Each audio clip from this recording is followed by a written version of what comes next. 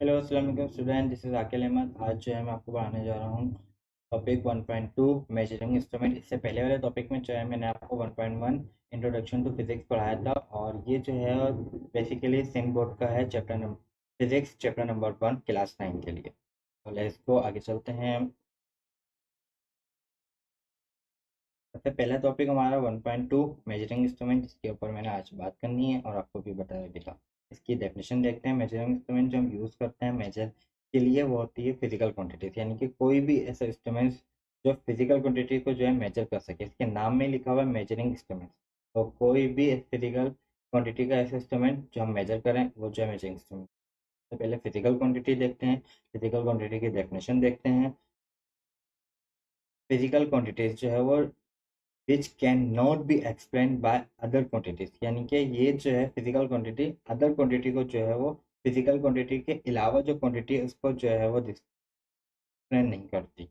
ये इसकी दूसरी वाली डेफिनेशन देखते हैं। ऑल मेजरिंग क्वांटिटीज, यानी कि जितने भी मेजरिंग क्वांटिटीज है वो जो है फिजिकल क्वांटिटी के ऊपर जो है बेस कर रहे होते हैं। यानी कि जितने भी दुनिया में मेजरिंग क्वांटिटीज हैं, वो जो है फिजिकल क्वांटिटी जो है उसको देख रही होती है और बता रही होती है हमें।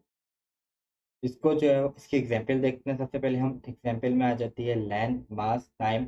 इसी अभी बोलेंगे सर ये लेंथ, मास, टाइम ये क्या है। देखो लेंथ जो है वो आपके पास एक लेंथ बेसिकली दी हुई है 5 सेंटीमीटर। तो आपको पता है कि एक लेंथ है मेरे पास 5 सेंटीमीटर। तो हमने इसको जो है किस क्वांटिटी से नापा, फिजिकल क्वांटिटी से। इसी तरीके से मास दिया हुआ है, हमें टाइम दिया हुआ है। इन सब चीज़ों को जो है वो हम इस फिजिकल क्वांटिटी से जो है वो मेजर करते हैं। अब मैंने बोल दिया 75 या बोल दिया 5, 6, 7, 8, 9, नंबर बोल रहा हूँ। नंबर में क्या समझ में आ रहा है कि सर नंबर आप क्या बताना चाह रहे हैं। मैंने फिर बोल दिया 75 सेंटीमीटर। तो आपके दिमाग में आ गया सर ने 75 बोला, तो कुछ ना कुछ लाइन खींचने के बारे में बोला होगा।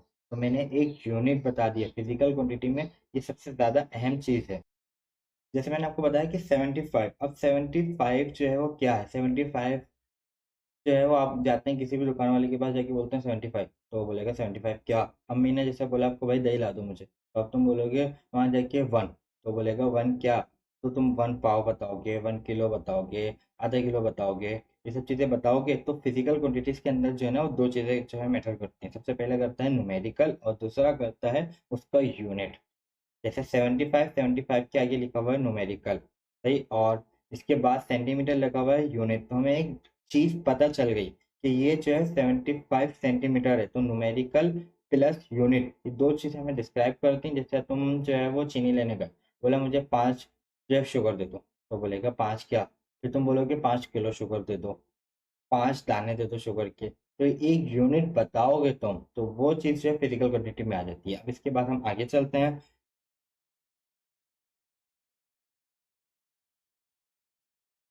Types of physical quantities. Physical quantities की टाइप्स डिफाइन करनी है हमें।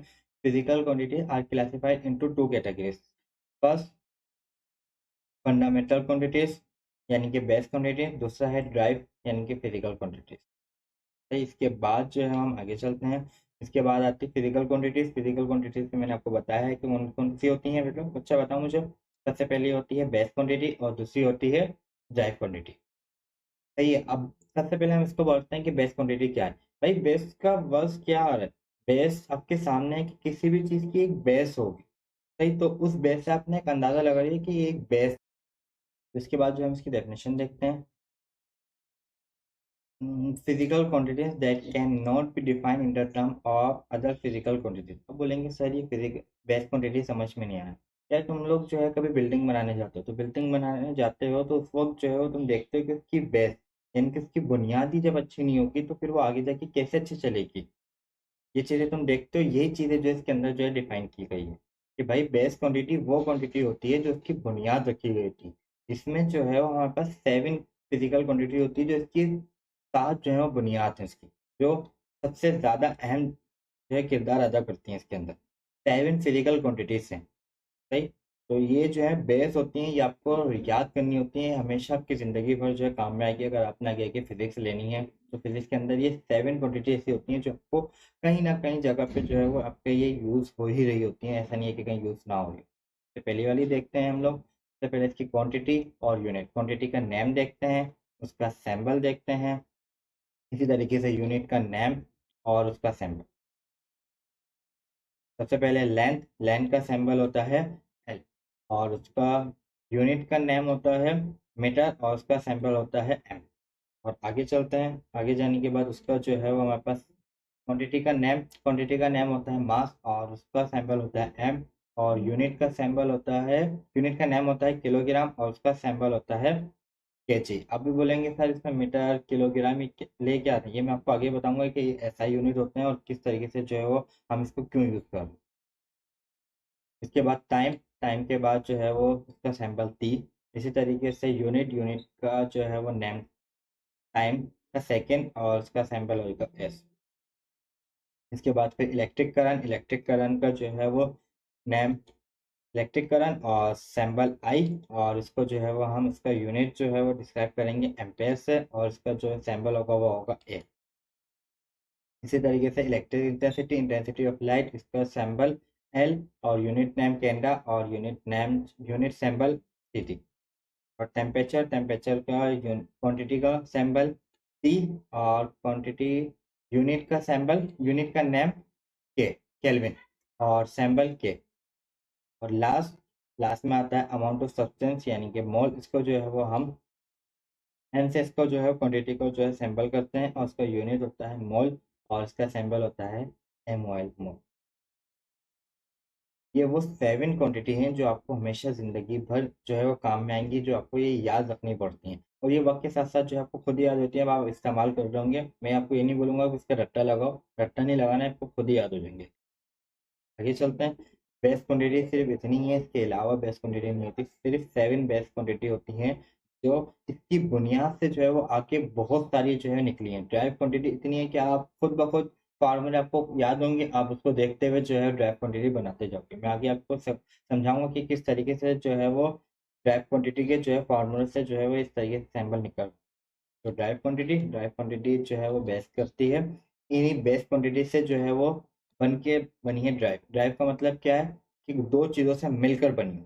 तो यही चीज़ डेफिनेशन में लिखी हुई है, इसकी हम जो है वो सैम क्वांटिटी और यूनिट जो है देखते हैं, उसका नेम सैम्बल, ये चीज़ें देखते हैं। सबसे पहले स्पीड को जो है वो हम उसका सैम्बल लेते हैं क्वांटिटी में, जो है v, और इसका यूनिट का नेम होता है मीटर पर सेकेंड, और मीटर पर सेकेंड का सैम्बल है एम पर एस।